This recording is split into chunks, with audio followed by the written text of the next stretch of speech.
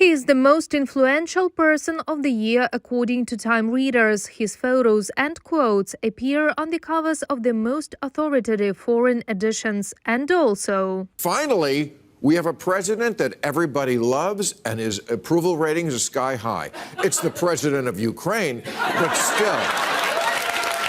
It was Volodymyr Zelenskyy who has managed to change the rules of the game of international diplomacy in the last few months.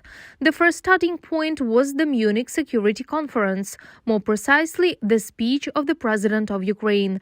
Later, the German press would write about his speech that in an hour Zelenskyy was able to make all states, which usually look the other way, listen. Україна хоче миру. Ukraine wants peace, Europe wants peace, the world says it doesn't want to fight, and Russia doesn't to attack. Some of us are lying. This is not yet an axiom, but it is no longer a hypothesis. Just a few days after his speech, the whole world saw who was really lying. Since the beginning of Russia's full-scale invasion of Ukraine, the rhetoric of official Kiev became even sharper.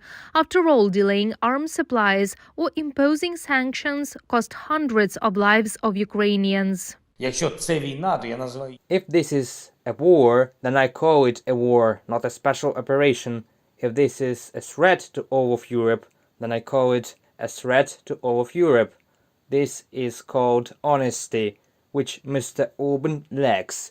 Maybe he lost it somewhere between contacts with Moscow. Hungary then banned the transportation of weapons through its territory to Ukraine, and right now it is blocking the imposition of the Russian oil embargo in the EU. Such loyalty to the Kremlin is due to cheaper energy resources for Hungary, and Kyiv does not stop emphasizing that this is corruption. Such persistence has even forced the German president to take responsibility for close relations with Russia. Zelenskyy refused to receive Steinmeier in the capital of Ukraine.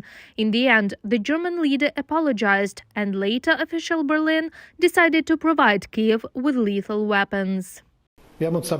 We have asked the German arms industry to let us know what materials it can supply in the near future. Ukraine has now made a selection from this list, and we will also provide it with the money necessary for the purchase.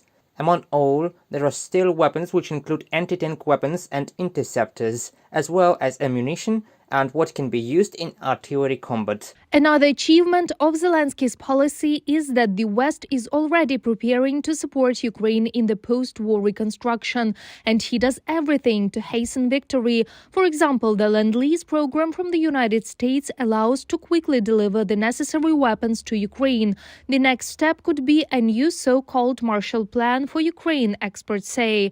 And this is a huge financial assistance for the recovery of enterprises, infrastructure, and the economy as a whole.